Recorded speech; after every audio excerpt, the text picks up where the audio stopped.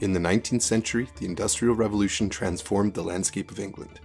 Innovations in machinery and transportation transformed industry and society, and many people were displaced from the countryside to live in urban squalor, working long hours in the mills and factories that sprang up everywhere. The working poor lived in tight, hellish conditions, in cramped tenements and row houses beneath soot-black skies. You're watching Eric's Hobby Workshop, and today I'm going to be building some Victorian slums. The inspiration for this build today comes from my friend Max, the creator of indie wargame Turnip 28. He's made a skirmish game called Swill, which is set in a dystopian Victorian city where the oceans are made of crude oil, and the downtrodden members of workhouses form violent gangs that squabble for supremacy among the crumbling slums.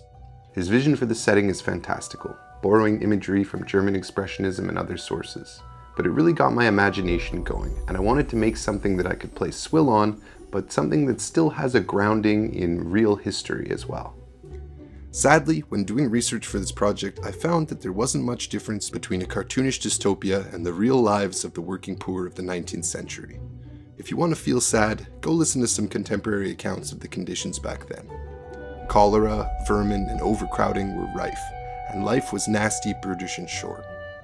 Funnily enough, many of the row houses from that day are still around in England, but are generally far less crowded than they were then, and feature modern comforts such as indoor plumbing, to say nothing of the improvement in air quality. I began my project by gathering a bunch of sources and inspiration images to get a sense for what the archetypal look of a 19th century slum truly was. In addition to historical images, I pulled references from some of my favorite works of popular art and fiction as well. Now the first thing I'm going to do is sketch a few ideas just to get the creative juices flowing. Once I have a sense for what looks right, I'll have a much easier time crafting. So let's get to work. The base material I'm going to be using for this project is some cheap foam core board that I ordered off Amazon. I decided the stories of my buildings would be 2 inches tall, so to make the facade of a 2-story building, I cut a 4-inch tall section. I use a stone texture roller to imprint a pattern of dressed stone into the foam core, the sharp edges puncturing through the plastic and leaving some of the appearance of mortar lines. I'll put a link in the description for this stuff. Unlike most foam core board, instead of being clad in paper, this stuff has a very thin plastic sheet on it. It's not very durable, and for our purposes that's perfect. Beautiful. Since I'm going to start with a small building, I'll cut this sheet in half and cut an interesting roofline. Laying the first piece over the other, I can make a template for the back of the building and cut it to match. Using the front and back as a guide, I measure and cut a piece from the side, leaving some 3/16 inch cut-ins to accommodate the front walls. I hit that piece with the textured roller as well, and then cut a small gable piece for the center to support the true roofs that I have planned. With a bit of hot glue, the basic shape comes together nicely. Hell yeah. Next, I use a bit of medium chipboard to add the roof. This is just the sub-roofing. We'll add some detail to this a little later. There are a million ways to make miniature windows, and in the past I've made them with matchsticks and sculptor's mesh, or even bits of card or plastic. But for speed and quality for a project like this, you can't beat 3D printing. Luckily, the sponsor of this video, ELEGOO, has sent me a 3D printer that's more than up to the task. Enter the Saturn IV. I don't know what to say, guys, printers just keep getting better. I took this one out of the box and set it up, and this one doesn't even need to be leveled. You just clip in the build plate and you're off to the races. So far, I've had nothing but excellent prints from this thing, and moreover, it seems to print a lot faster than the resin printers I've had before. I have to say, I really like this thing, so check out the link in the description if you want to get one for yourself. I'll print a few things in this video with it, you'll see. Something that I've always thought was funny is how different aspects of the miniature hobby exist in their little silos. There's the wargaming people, there's diorama people, there's model railroad enthusiasts, and then often forgot about are the dollhouse people, but we're all just one big miniature family. One of the big stylistic elements of dollhouses is Victorian architecture, so what this means is that there are tons of digital files out there for Victorian windows and doors and all sorts of other bits that just need a little bit of rescaling and then are perfect for any project at the 28mm scale. That's one of the wonderful things about digital files and 3D printing. So I browsed Cults 3D for some Victorian doors and windows, found some suitable ones, and then printed a bunch of windows and doors. The ones I found have a nice border to them, which is perfect for what I have planned. After figuring out generally where I want them, I press the details directly into the foam core, leaving a faint outline. Then with a sharp craft knife, I cut an aperture for them and placed them up inside the piece, the border making them perfectly recessed without having to do any finicky positioning. Let's put a little door here, a little window there. Nice. I'm going to put 2 more windows over here, a little higher than the first floor, to indicate a nice split level interior. Very cool. Now, if there's anything that says Victorian times, it's smoke belching chimneys. So using some insulation foam, I cut a bunch of big chunky chimneys to add to this building. I made these a little thicker than I usually would because I want minis to be able to go on the roofs and use them as cover. So I thought it was an important thing to make them big and chunky.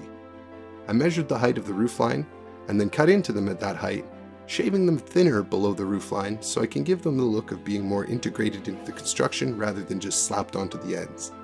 I ended up putting 3 chimneys on this one little building, which is perhaps a bit excessive.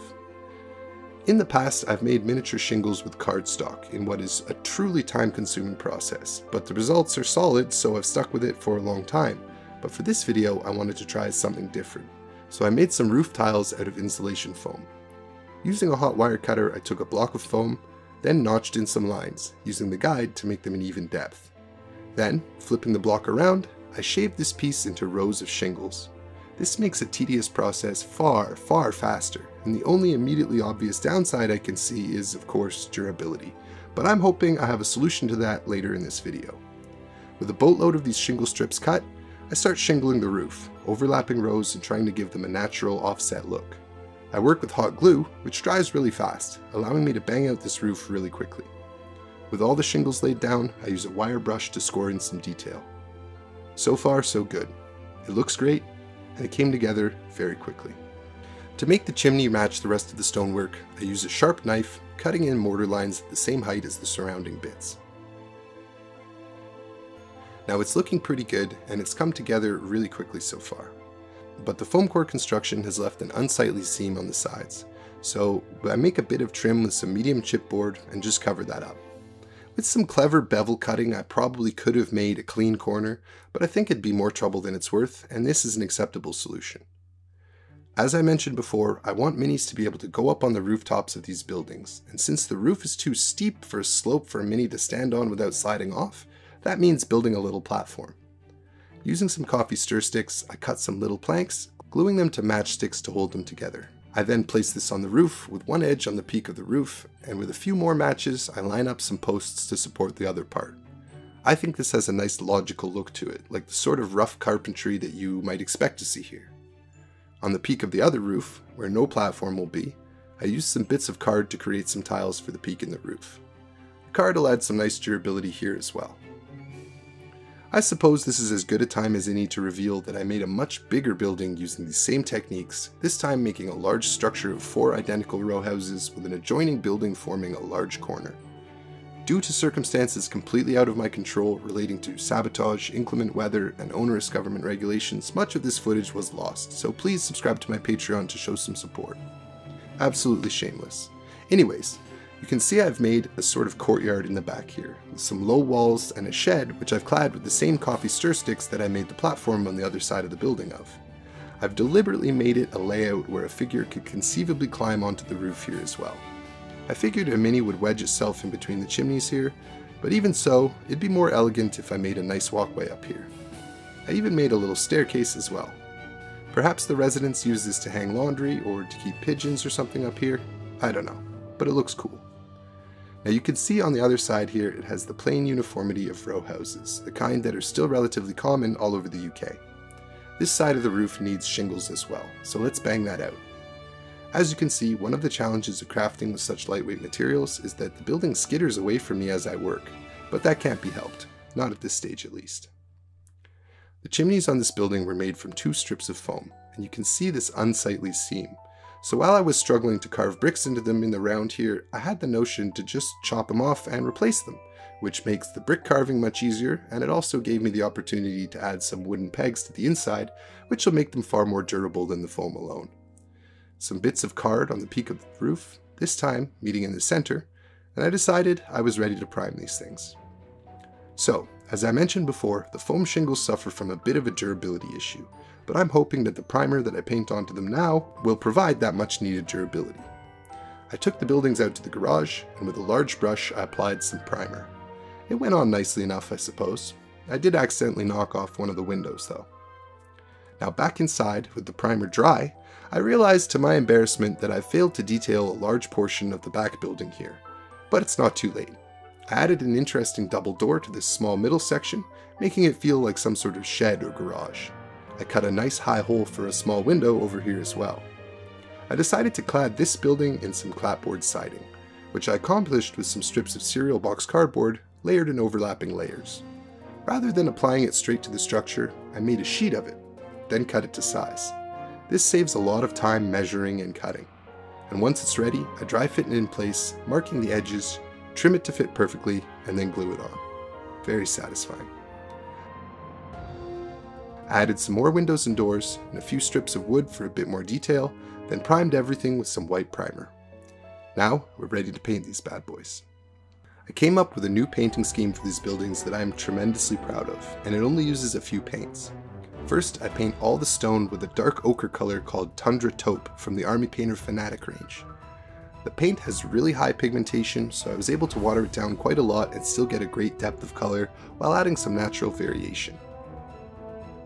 The primer I applied drinks in the paint quite nicely, so the color seeps in beautifully.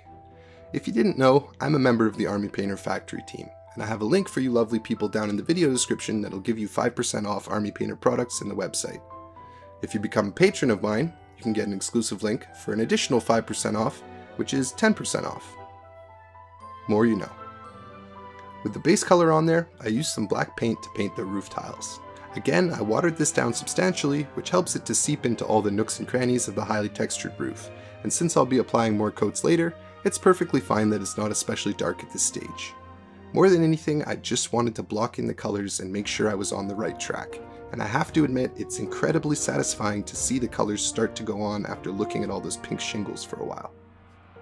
For the wood bits, I simply mix the two colors together, mixing Tundra Taupe and black to get a beautifully weathered wood color. You can see where I applied this on the raw wood, it soaks in really nicely, almost staining the wood as much as painting it.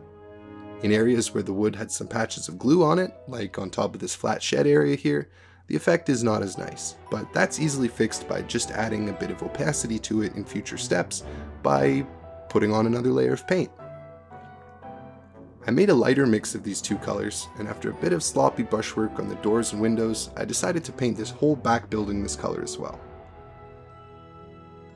My inspiration for this whole color scheme comes from the yellowish bricks that I saw on old buildings while in London, many of which were stained almost black from years of grime, pollution, soot, and weathering.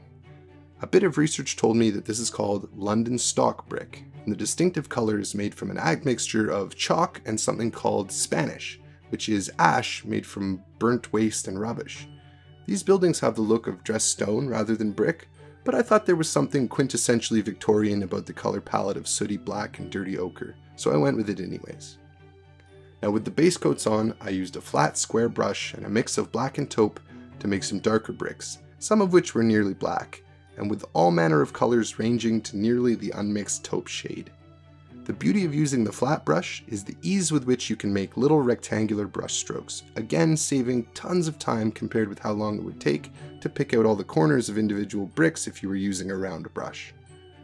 I try to be as accurate as I could while still moving quickly, but 100% accuracy is not at all necessary, and the grime and discoloration will hide a lot of the sins in later steps.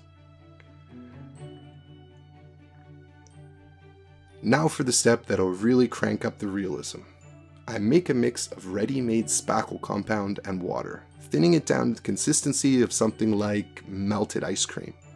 I used dirty paint water for this, so the black and ochre pigments from painting the previous step had the added bonus effect of dirtying and dulling the white of the spackle.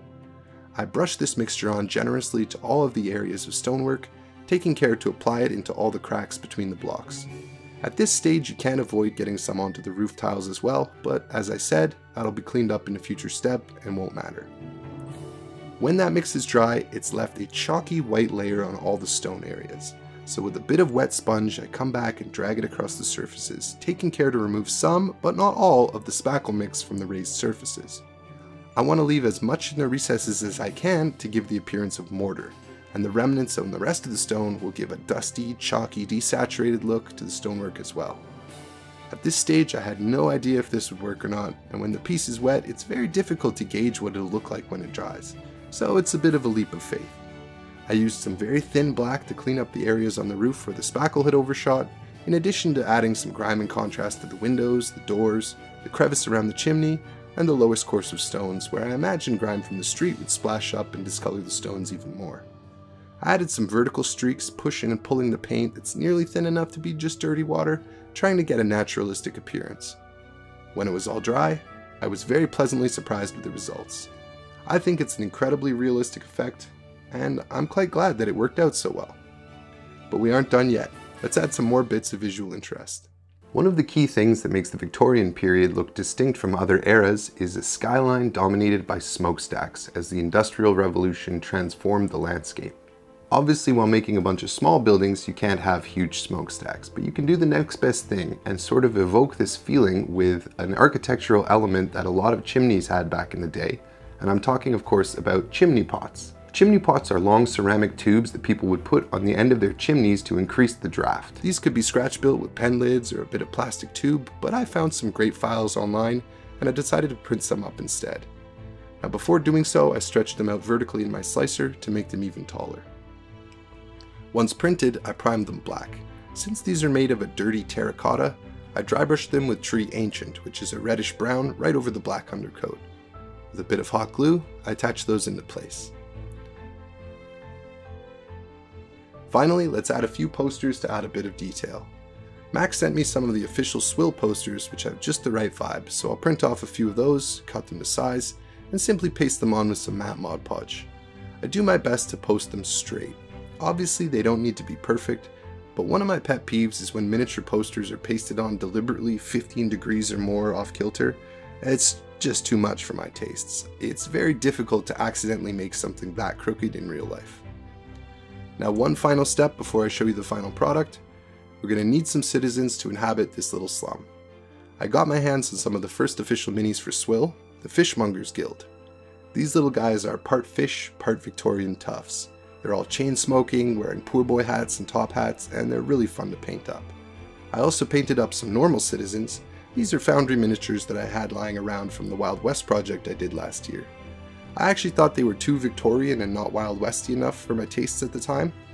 The Wild West of course overlaps with the Victorian period timing wise, which makes sense.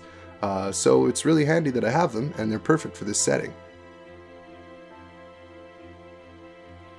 So here it is, the final product. I'm absolutely thrilled with how this all turned out. The color scheme I think was a huge success, and I think I captured the grim and gritty feel of the period exactly the way I wanted to. If you want to check out Swill, I'll leave a link to it in the video description. If you liked this video, please consider supporting me on Patreon. Huge thank you to all my existing Patreons for the support, you guys are the best. And thank you to ELEGOO for sponsoring this video. We'll see you next time on Eric's Hobby Workshop.